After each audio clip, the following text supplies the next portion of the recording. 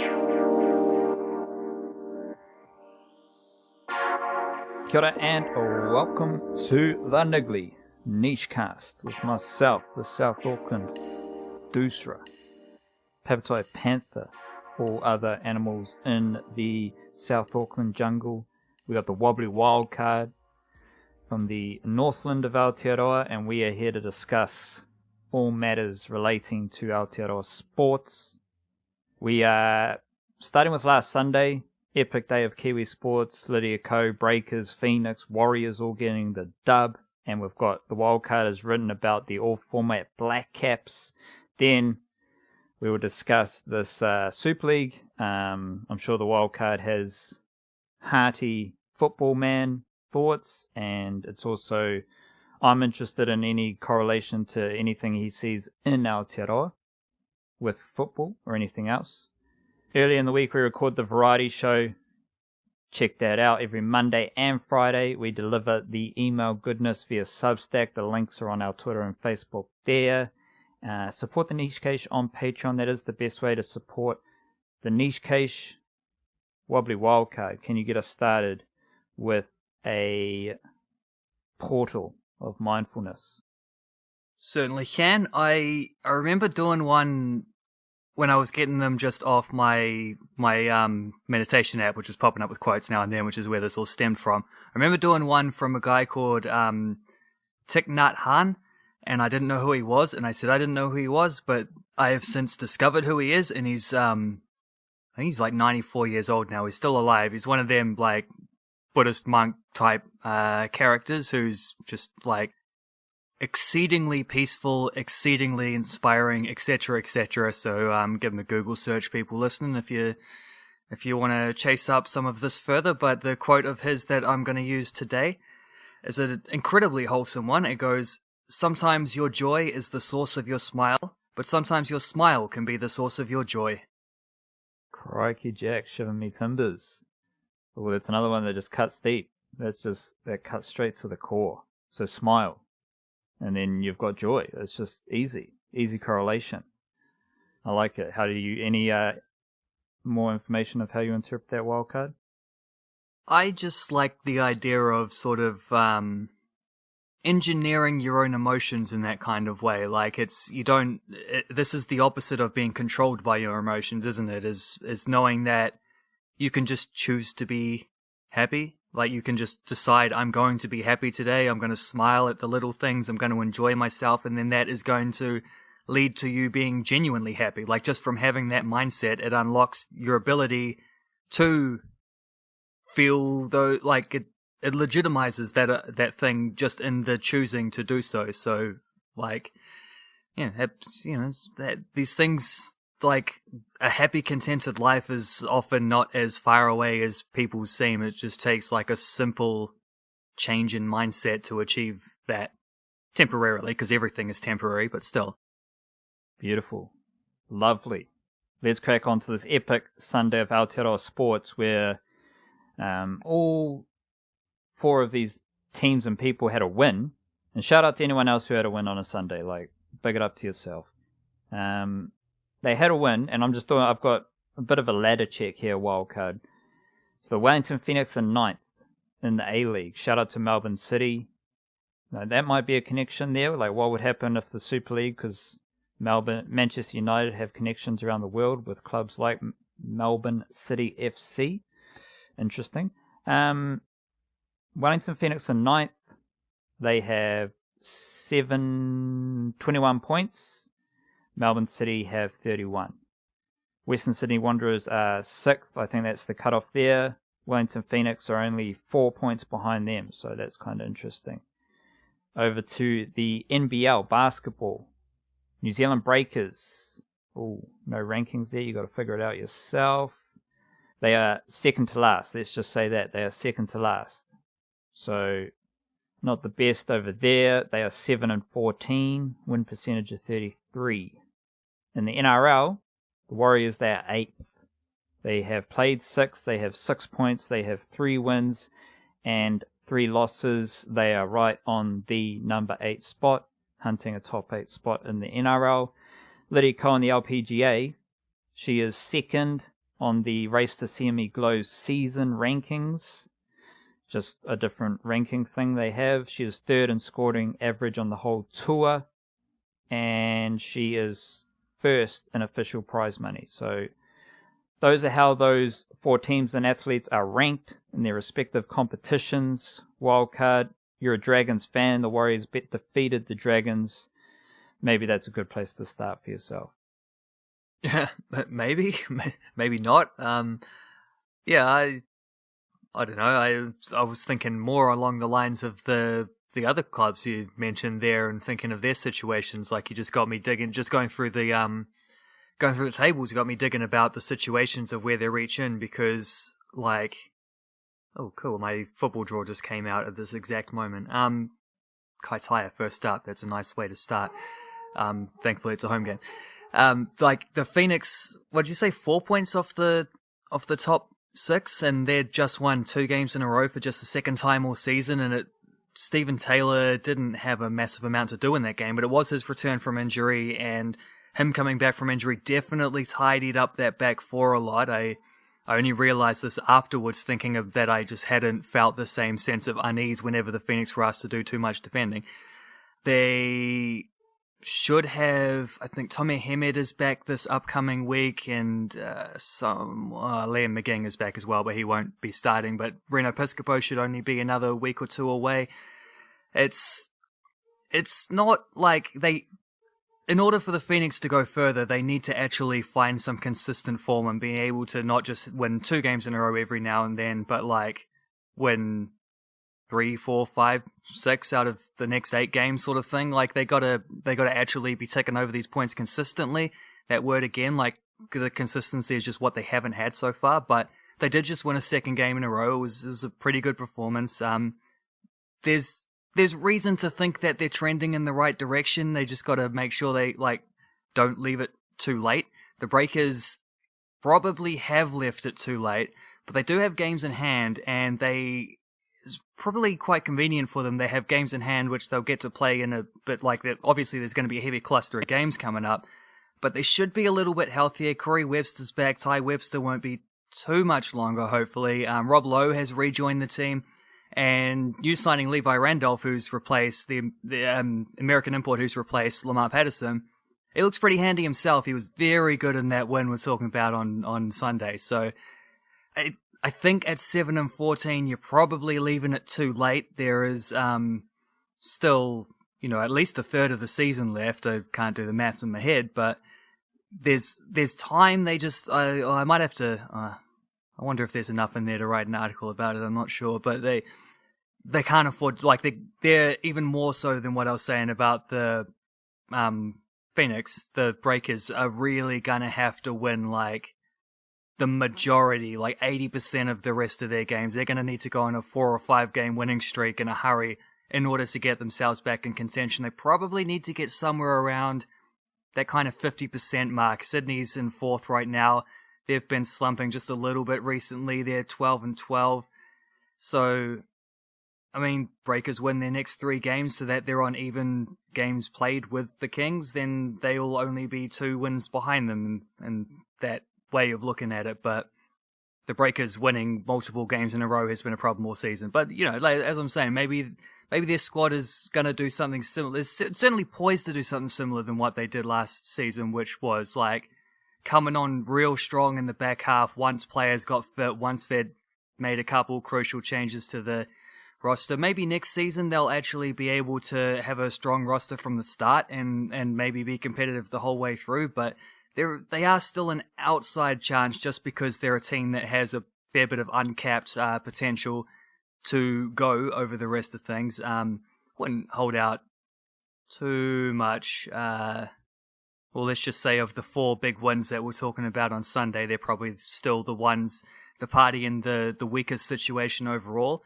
Very much would rate Lydia Ko's situation, the form she's finding herself in, might be numero uno on that list. And then I think the Warriors are probably coming in second because very good win for them against the Dragons. I think the thing that stands out from that win is just that, like, they're obviously Anzac Day's coming up, so they're playing the Storm. That's going to be an extremely difficult game. They'd had a couple tricky losses before that. that game feels like a win that was, in hindsight, pretty essential with a little, like in the midst of a tough little stretch, because the difference, even though it's very early in the season, you can't make the same comparisons to to what I was saying about the Breakers and the Phoenix trying to get into playoff positions. Too early to be thinking about that for the Warriors, but it's a big difference between being 3-3 and 2-4 right now, which could be 2-5 had they, 2-5 were they to lose to if they are to lose to the Storm. So, 3-4 versus 2-5 is a very different story. And maybe I don't know. I don't want to write them off against the Storm though, because they've had some very good Anzac Day performances around over the past years. But it's a nice. It was a lovely Sunday, wasn't it? To get all these wins in a row. There is a lot of work to be done for a lot of them, though. If they are going to capitalize on all that, is probably where it's good to leave that thought.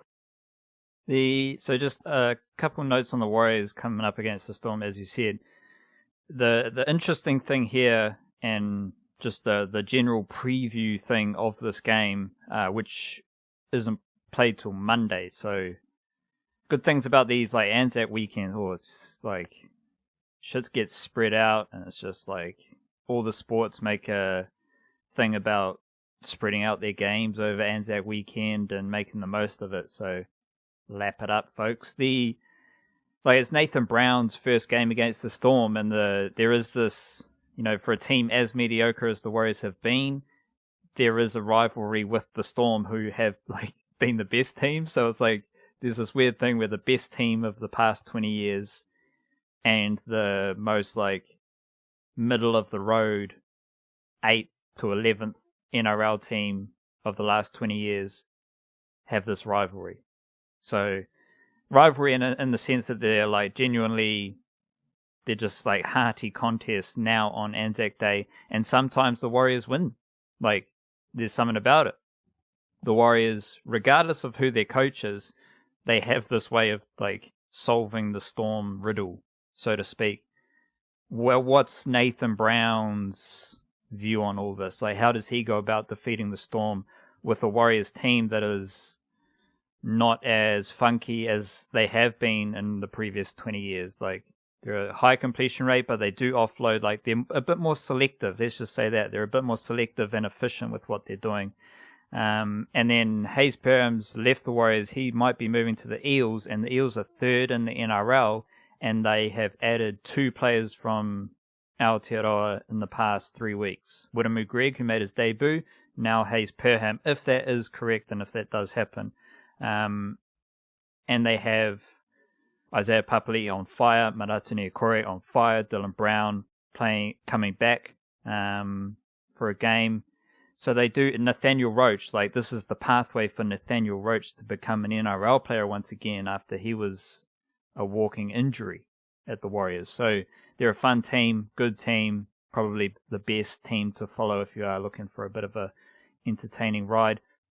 And then the other thing I was thinking about Wildcard was Andrew Durante. Is he still a New Zealand All Whites player?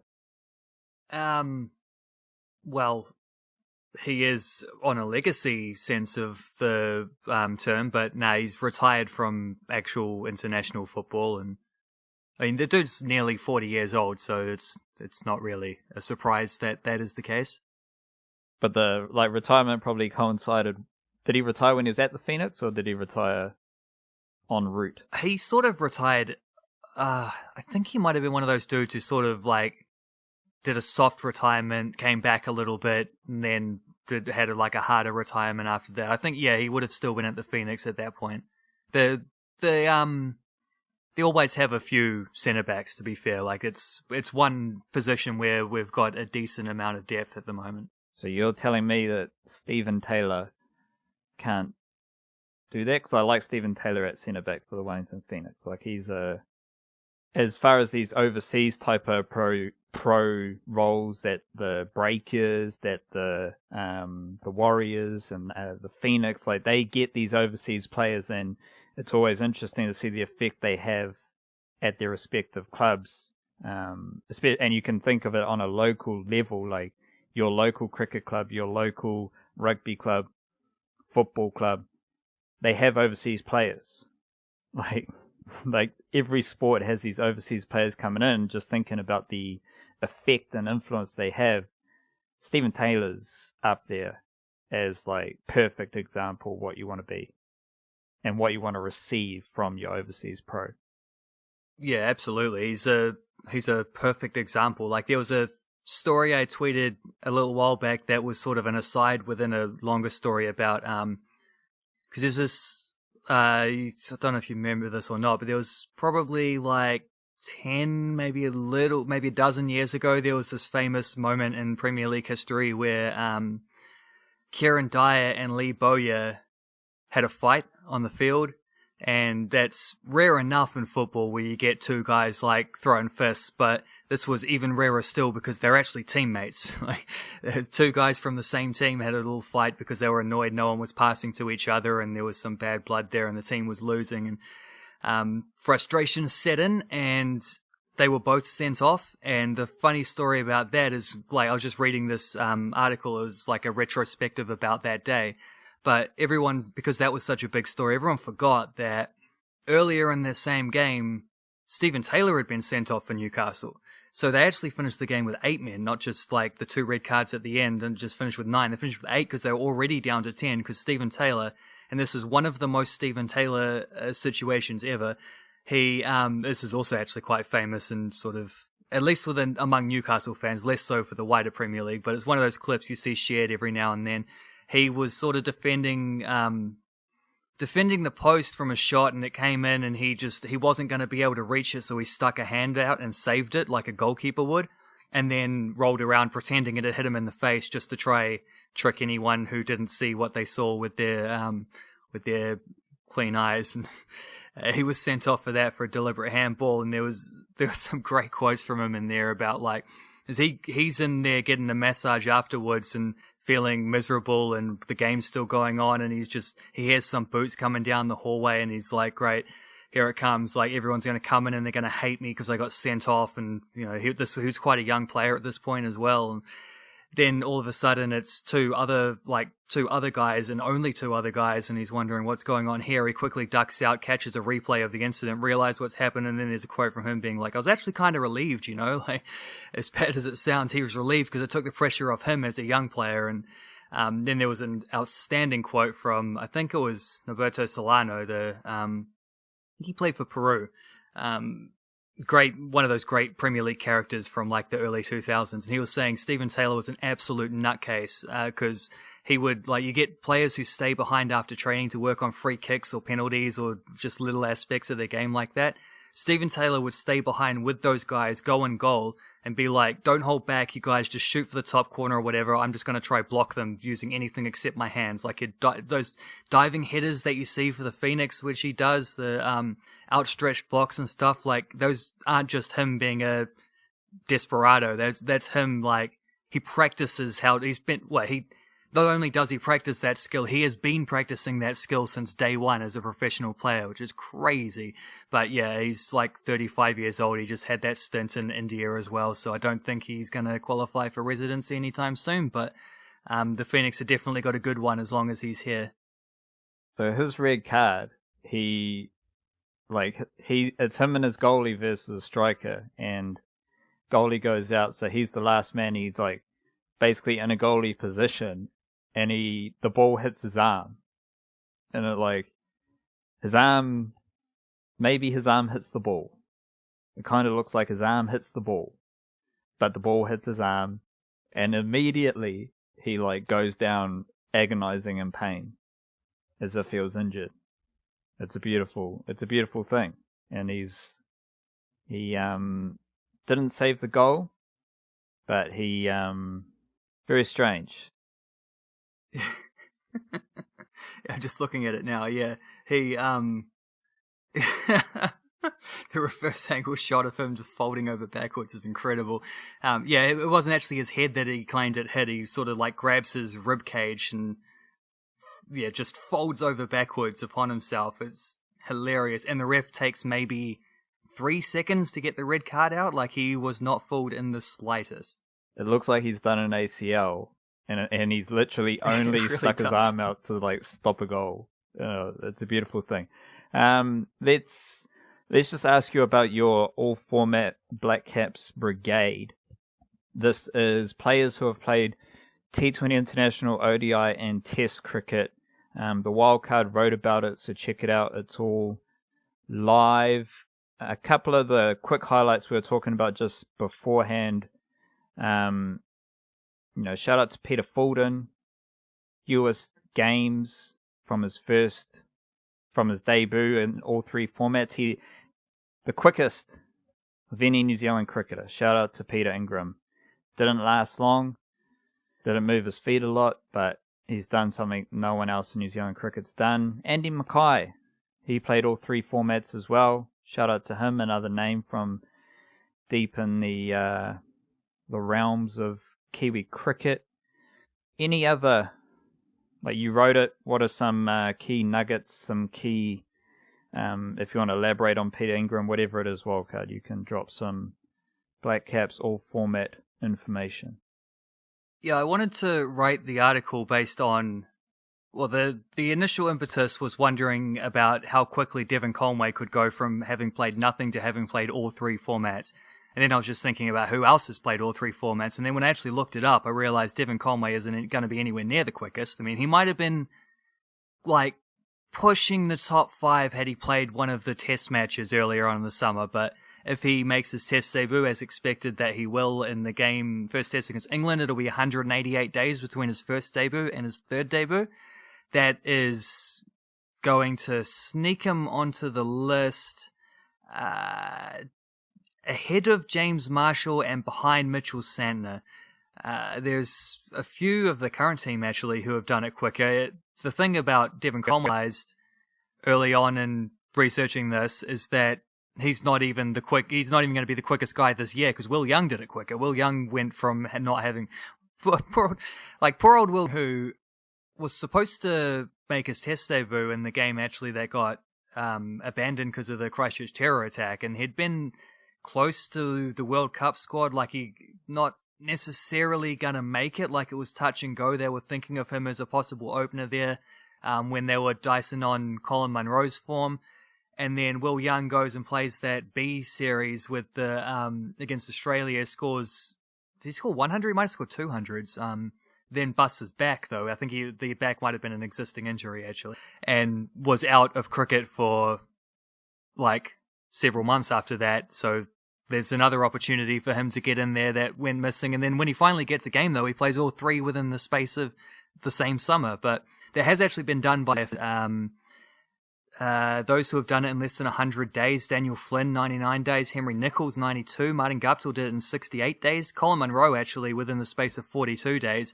He went on tour to South Africa, and as part of the wider tour squad, got to play at least one of every format. He never did play another test match, but that was good enough. One test match will get you into the club.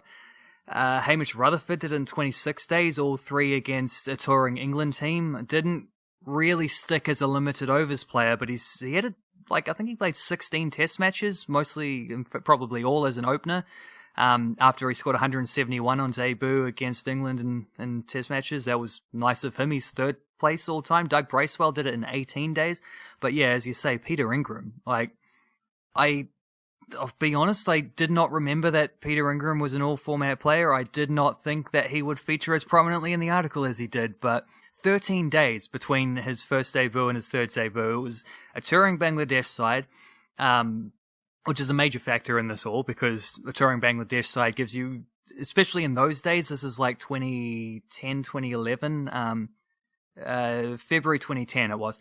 So in that era probably gave you a little bit more room to pick someone like Peter Ingram. It was also most specifically in the days when you'd play one 2020 at the start of a tour, and then they only played one test match as well, which meant that he could get through a 2020, a 3-game ODI series, and then a test match in the space of a couple weeks, breaking the record for all format rapidity. Unfortunately for Peter Ingram, no sooner did Bangladesh finish up their tour than Australia arrived on our shores, and he didn't last too much longer as an international cricketer after that. We're talking like Mitchell Johnson, Sean Tate era Australia. It was a lot to handle for an opening batsman who doesn't really move his front foot at all. But shout out to Peter Ingram for at least getting in there. 2 test matches, 8 ODIs, and 3 2020s. He is one of a few players who who are part of the club who didn't reach 10 games in any of the formats.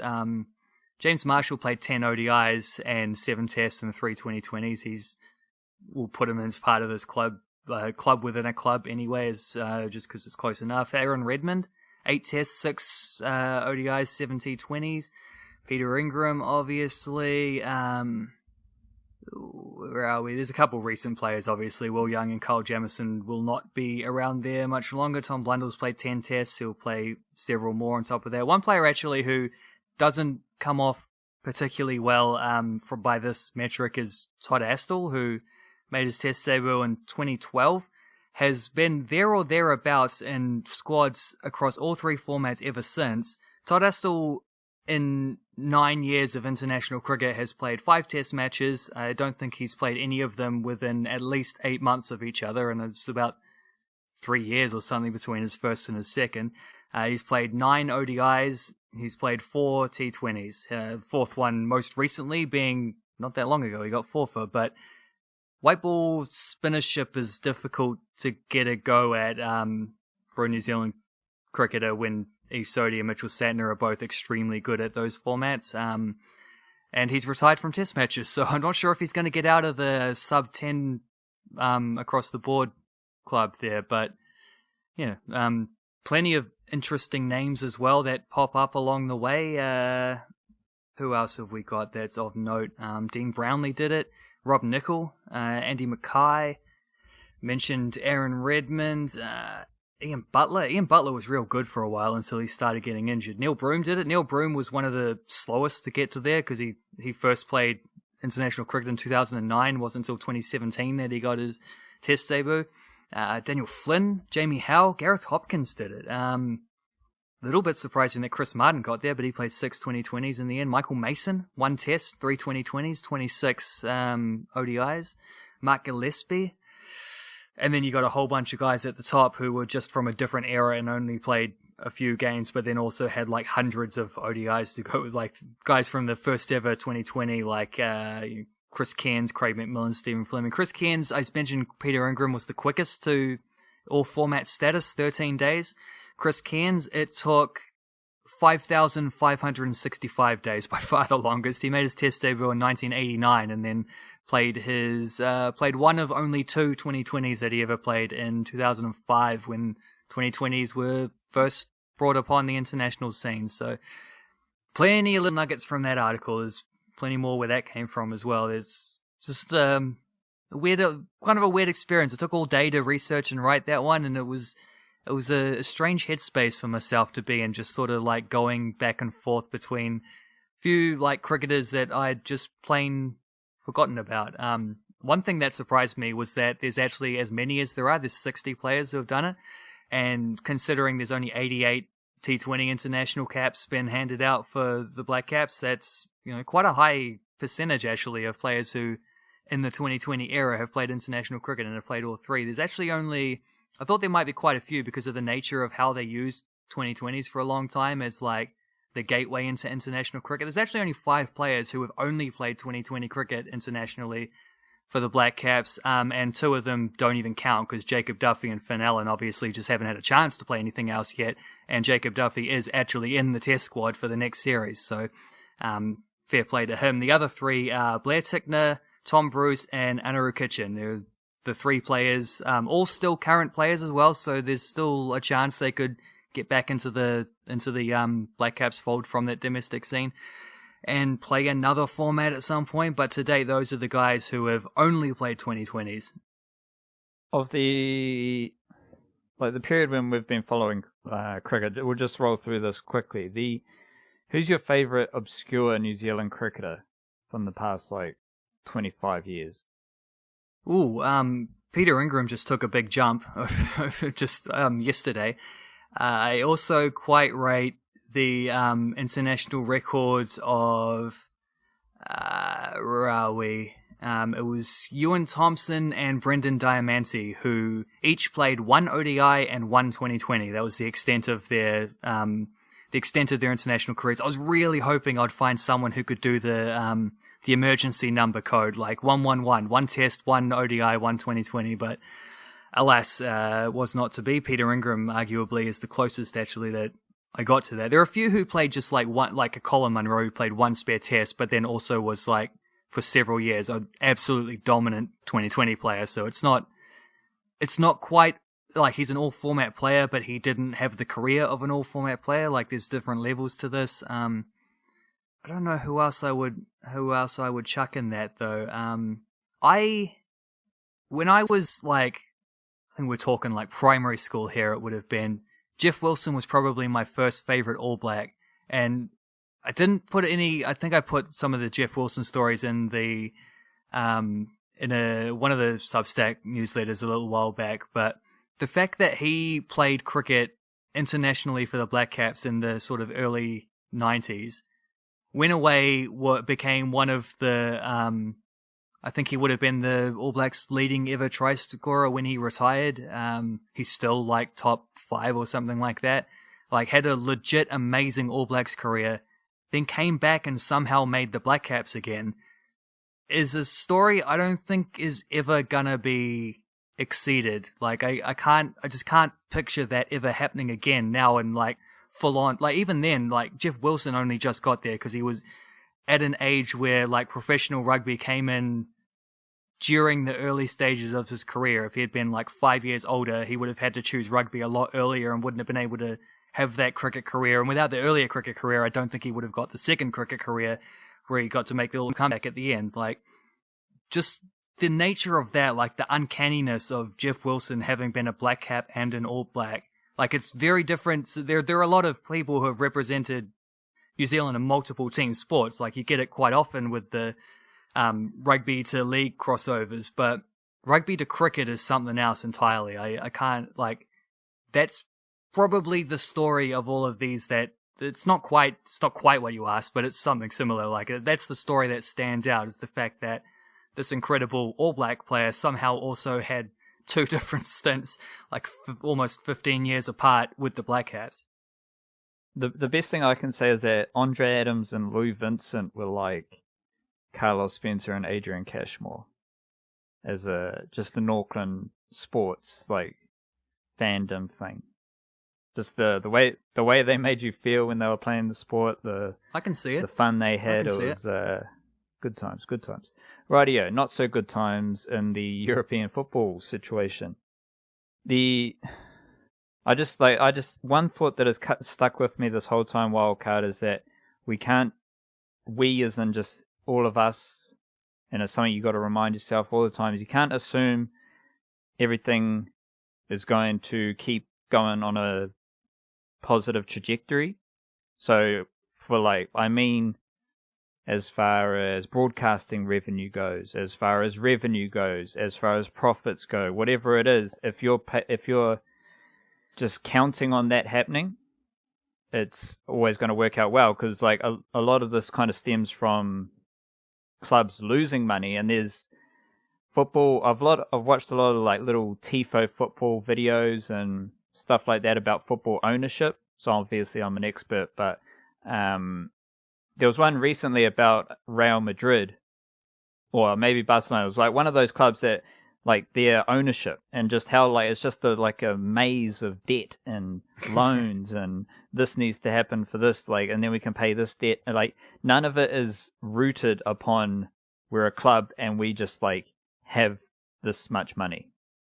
It's all just like debts floating around, loans floating around, and it's all a bit iffy. So when you combine that with just like, there was a long time where just like the fat got fatter, especially in the European football stakes, and everyone just assumed that it was going to continue on that way, that everything like, this is just how it is, we just make money, and we're always making more money. That's the thing, like, salary caps across sports aren't just going to keep increasing, because the broadcasting revenue isn't going to keep increasing.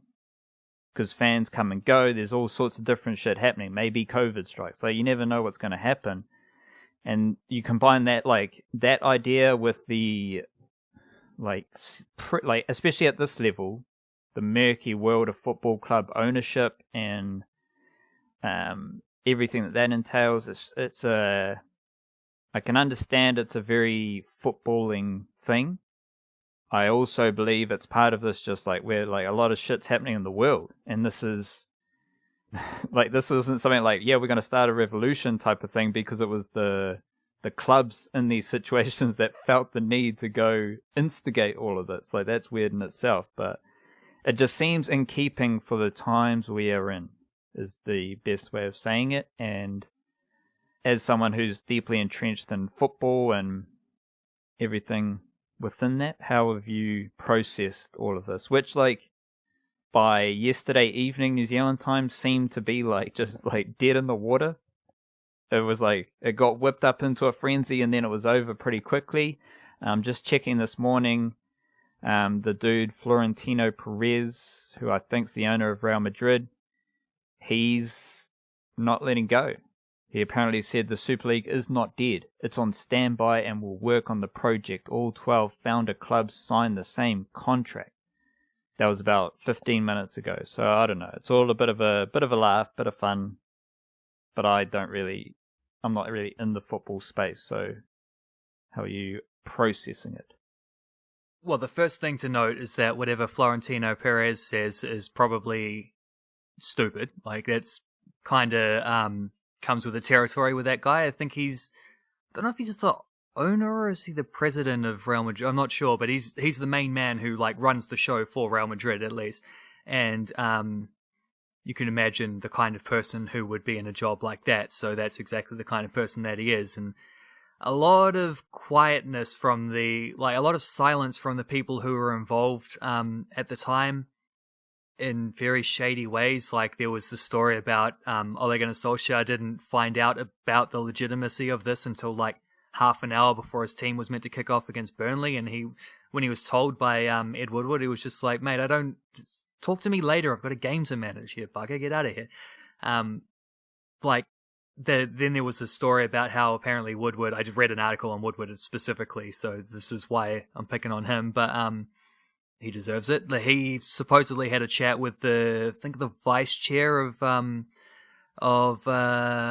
UEFA, and UEFA, the reason this happened now is because UEFA's trying to put through revamps to the Champions League, which I almost think like don't need to do that now because they've played their hand and it backfired on them. So you don't need to make the compromise to meet them in the middle when they've already blown it. There's these so-called super clubs and their little breakaway thing.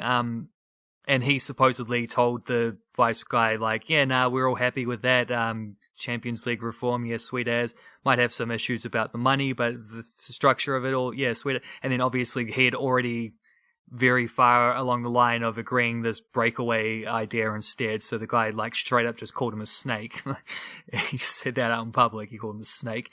Woodward has since resigned, and I think there's disgraceful as it is to say, as a Manchester United fan, I think there's there's a strong reason why he has been the first person to fall, because I think it sounds like Perez was a major player and the three American owners of English clubs were major players, and I suspect that the Glazers were probably running the show in particular there. So Woodward being the main go-between for Manchester United and the Glazers as the CEO, like, he's always had the air of those guys, and I can't help but feel as well like he got the job at Manchester United placed in there by the Glazers when that role opened up after their takeover, because he used to work for JP Morgan, who financed this. Again, everything you're saying about debt, like Manchester United have been in debt ever since the Glazers took over. They leveraged obscene amounts of money, placed that the accountability for that debt on the club rather than on themselves. And JP Morgan was the bank that arranged that financing. Ed Woodward was the guy who was working for the bank that did that. JP Morgan was going to be the guys who were going to finance the Super League as well. So I think that's another clue that Manchester United come off awful here. But then also there's there's a difference between the club and the owners. And that's one of the major things that I think a lot of people had to come to terms with. So I don't think anyone who's like, I can't, like, people shouldn't be sitting there being like, I can't support my beloved Tottenham anymore, or my beloved Liverpool, or whoever. Like, I just can't look at them in the same light. It's like the team is the players. They're the ones that you watch. They're the footballers, the coaching staff that facilitate and all that. Like, that's where the supporting happens. That's where the fan to club interaction happens. Those people were all betrayed just as much as the fans were by their owners. So it's important to keep that little separation in there. That's not the same thing. I sort of think it was a revolution in a way. Like, in a matter of speaking, it was an attempted coup, really, from the clubs involved. But the fans, the supporters, a lot of media figures as well, which was important in getting the megaphones gone. They revolted at the idea. I'd count that on revolution stakes. It's interesting to see what will happen from here, because in a way it might actually be a catalyst to get a much fairer model going, as to put like, what would you call them? Like, just regulations in place that stop clubs from being obscenely leveraged in that way, that stop people from, well, there were sort of rules that were already going to be broken. There were obvious reasons why these clubs could be kicked out of their domestic leagues because of, various things. But then there were worries about, from players' point of views, as to what that would mean for their contracts, and what that would mean for, like, what, on the smaller sense, competition bonuses and stuff. On the larger sense, would their contracts overall be voided if they suddenly weren't playing Premier League football or whatever, or unable to play internationally as well? And what does this do for third-party sponsorships and all this? So there was just, my overall feeling of it, and it doesn't actually really have anything to do with football, because I think the football community reacted in a stunningly unified and consistent way, and got exactly the result that was desired. Patrick Bamford, the striker for Leeds, mentioned that, like, it's a bit disappointing we don't see this kind of unified reaction in other areas. For example, the ongoing attempts to try, like, crack down on some of the racism that's involved in the sport at the moment. He's saying there's an example, like, if everybody came together in that same way, you could have similar results. I think it's harder because that's a more insidious thing. With a less obvious enemy, you don't have like 12 breakaway clubs and their owners who are the easy targets kind of thing. But like, that's, on the whole, that's super impressive from the football community to get the response that they did. I'm just overall on a wider society kind of bend is where my thoughts keep coming back to, like this idea that a dozen billionaires basically decided that they could, like, just the arrogance of people in that level of wealth and power is like, I can't call it shocking, because I know full well that this is the case. There's way too many examples around the world of it being the case. Of, like, the more money you have, the more just, like, protected you become. The more protected, the more out of touch. The more out of touch, the more you seem to think that you yourself just can do whatever you want. And it's one thing to just go for such a blatant money grab if you're dealing in the Wall Street world or something like that, where that kind of thing is expected. When you do it with football clubs, it's different, because the football clubs, the money comes from the fans. And that's why I always had the skepticism that this surely wouldn't work, because there's a major assumption that's coming right at the heart of this, which is that everybody who already supports the clubs, and then a bunch of people who don't already support the clubs, will get on board with it. Like, if people don't watch it, it's not gonna make the billions of extra dollars that you seem to think it will make. Like, people need to, like, the fans actually need to be on board, which is why doing this behind the back of the fans was so just, it's idiotic, to be honest. The stupidity of the people involved is also a stunning aspect. I guess that comes from that level of wealth-based isolation as well. You don't understand how people work, and you just miss the boat entirely there. Like, I can't stop coming back to how dumb and how arrogant people were to think that they could just do this, because the fans' support of football clubs is it's not a fickle thing. It's not like you watch a movie and whatever, like you see the way that some movies are obviously just like like hundreds of millions of dollars of budgets, and they're obviously designed just to get people in, watch it, make the money, sweet as, doesn't matter if they like it or not, as long as they enjoy it. Like, it's obviously done for reasons of, we can make big profits of these types of movies. Football and sport in general is a deeper emotional connection because it's an ongoing one. Like, you support the team every single week. You don't watch the big blockbuster film once and when it comes out and then not again. Like, maybe that's not the best example because there are more obvious and like there's still artistry involved in that kind of thing as well. So there's maybe, yeah, as I say, maybe not the perfect example, but football's a deep emotional core, and to try exploit that for obscene financial gain is cynical to like some astounding degree.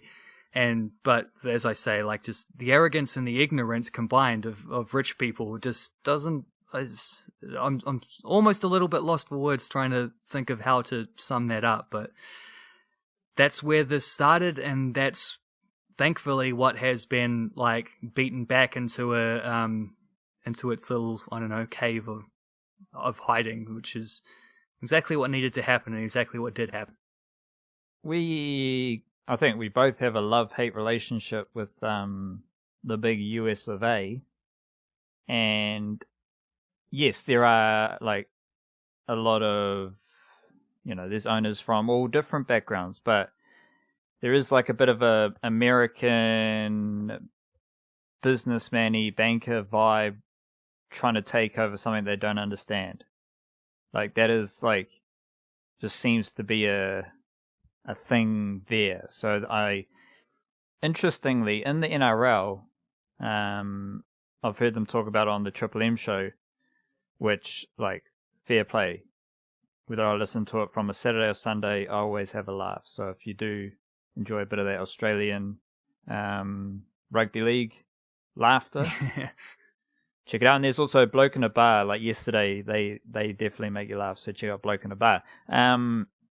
They're talking about how like there's just more business people in the boardrooms of these clubs, and it's like because the clubs realize they want like a bit more diversity. They want a bit, they want smarter people in operation, and maybe that's like the crux of what it's getting at here, is that there's like a strong difference between like sports. Like, you can't even say that because sports is a business. So in theory, if sports is a business, like at that level, sports is a business, it makes sense to get business people involved. But I think what we're seeing is that, yes, sports is a business, but it's also just sport at the end of the day. So you can't, like, you see this in how, like, some of these, like, salary cap decisions or, just decisions based strictly on making money, saving money. Like, a lot of those decisions, I think we were talking about it last week about with like Anthony Seabolt, how he left the Rabbitohs to go to the Broncos strictly based off like the money was good, and then it backfires. So like that shit does happen, and it's obviously happened to a larger scale, but in a shorter period of time with the Super League, because the big decision was based strictly on money and it backfired. Do you have any? That Ed Woodward dude does look like a bit of a knob. Like, I can't imagine he, like, even before all of this, could he walk through whatever side of Manchester's estates?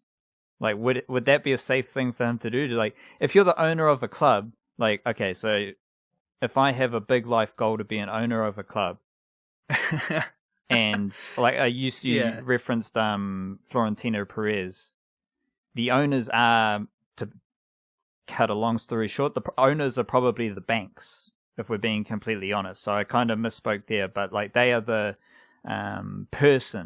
spokesperson for the wider ownership mechanisms behind it. If my goal was to be that person of a club, I'd want to be liked. I'd want to, like, you'd do it so that if I was in that position of Manchester United, I could go down and connect with the fans of Manchester United. That's what I'd do it for. At the other end of the spectrum, you have him who he wouldn't have been welcome. Is that correct? Like he wouldn't. It would be detrimental to his safety and health if he were to embed himself in the people of the streets of Manchester United.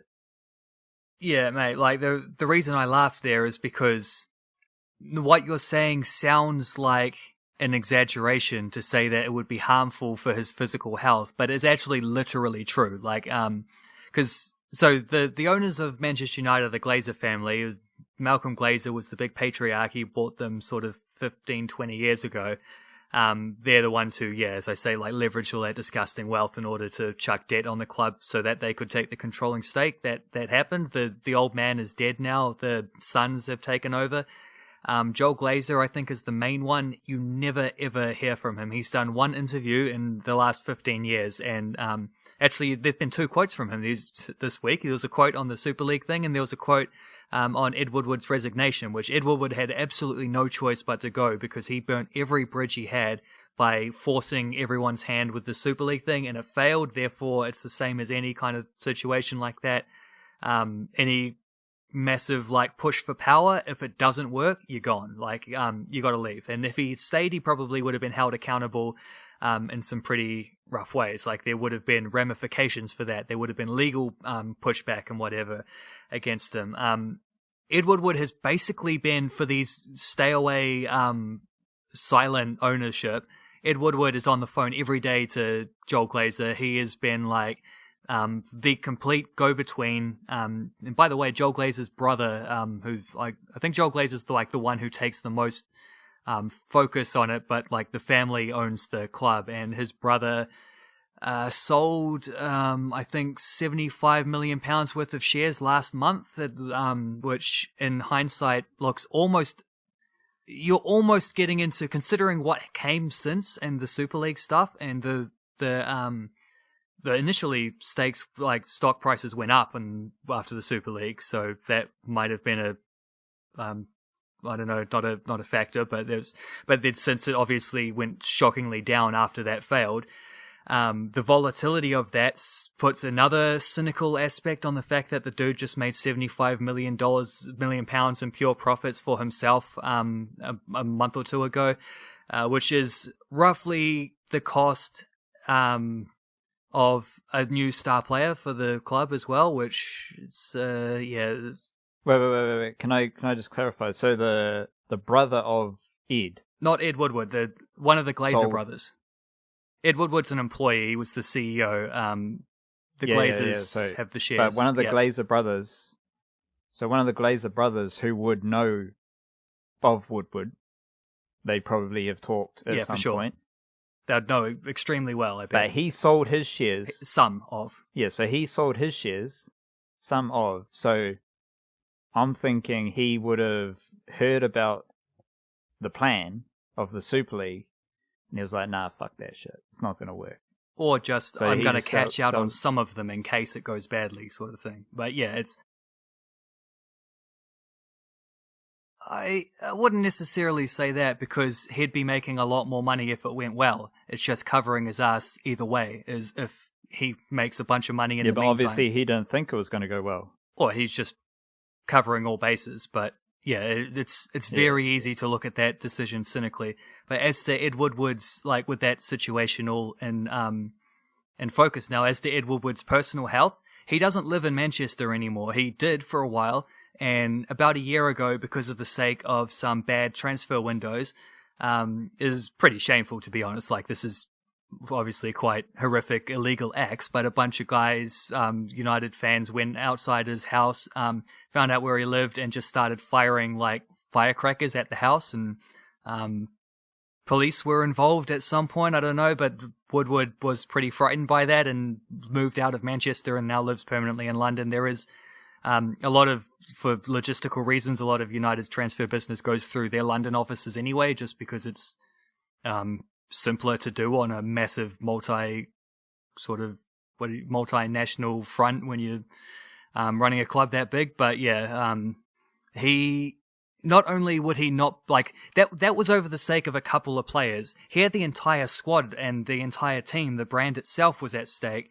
Yeah, to say he wouldn't have been safe, I think is an exaggeration. I think he would have been actively under threat.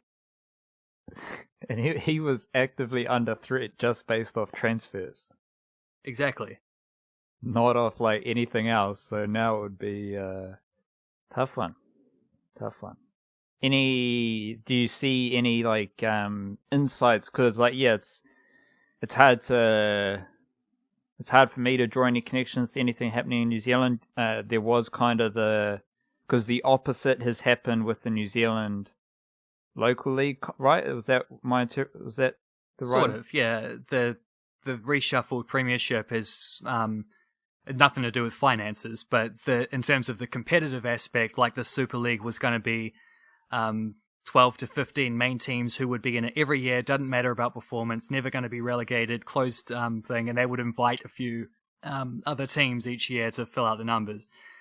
The way the premiership has been rejigged is that they've made it more open, so where any club can presume and like theoretically work its way up to the top flights and get promoted. Any club except actually, I don't think the Northland clubs have access to this, and I think there are a couple of little pockets around where the leagues don't operate within the, because in Northland's case, there's a Northland FC team which plays out of the Northern Leagues. I think they're actually in Div 2. They're not particularly great this season, haven't been for a couple of years, but they are like a select team of the best players from around the Northland League. So that's an example of one where they're off the pyramid, but most clubs are part of the pyramid to some extent. Like Papatoetoe United could have got another 6 promotions.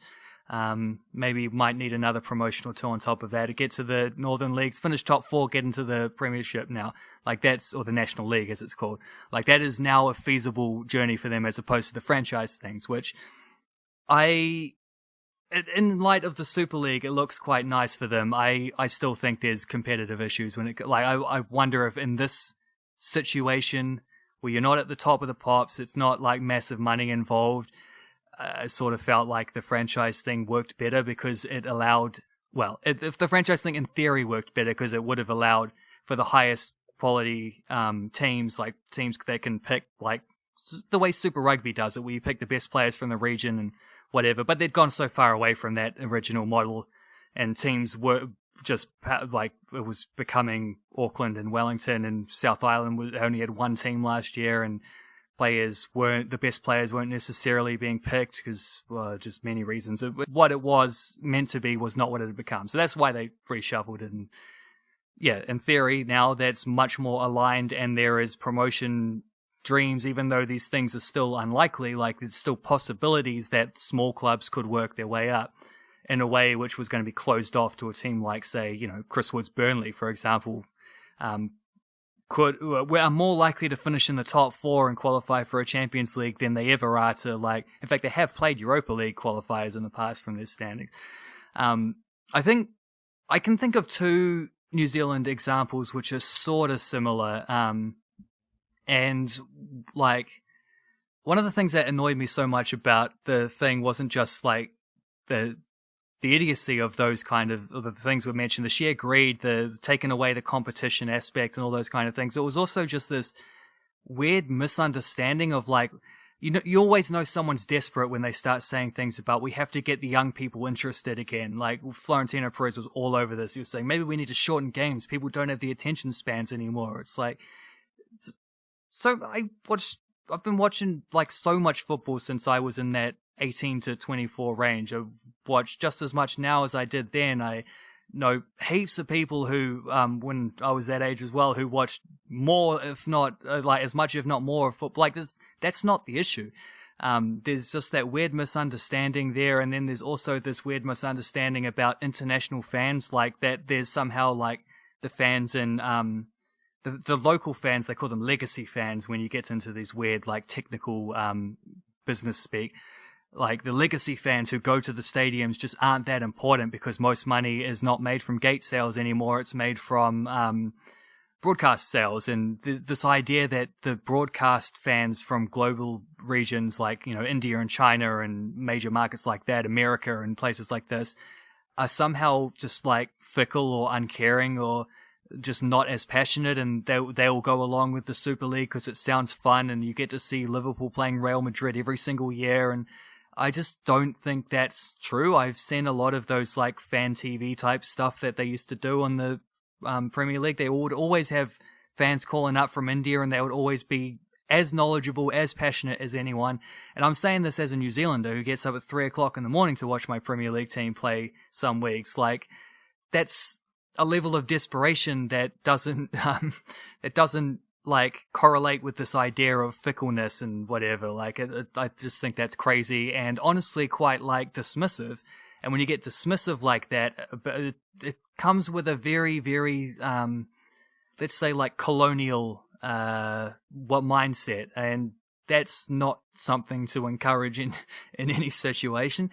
And I think that colonial mindset is something you can say on a much lesser degree, but it's similar idea to a lot of the chats we've had about the Breakers' current ownership.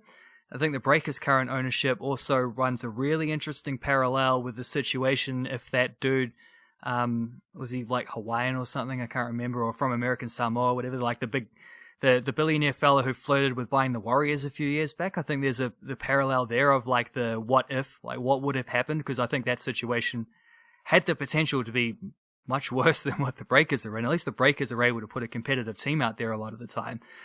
We can quibble about like the direction of the marketing and like what they're up to with that and some of the ways the club's represented. Sure, but like it's still a competitive team with a lot of enjoyable players to watch.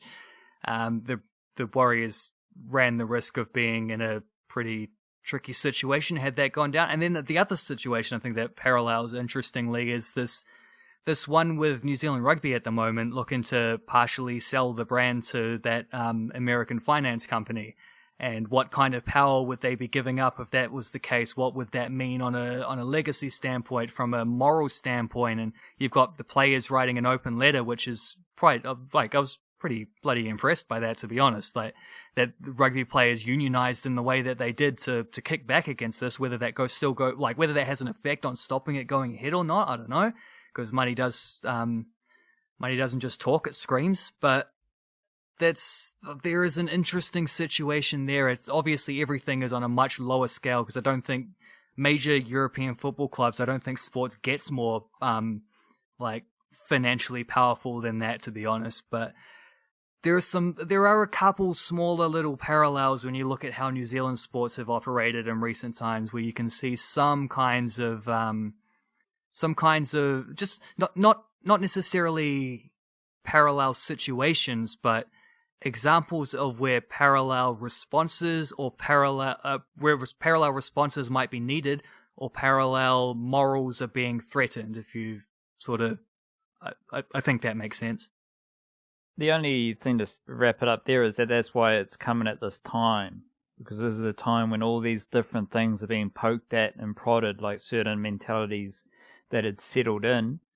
Now we're seeing things escalate and things change and things come to a head. So what you said just then just wraps it all up.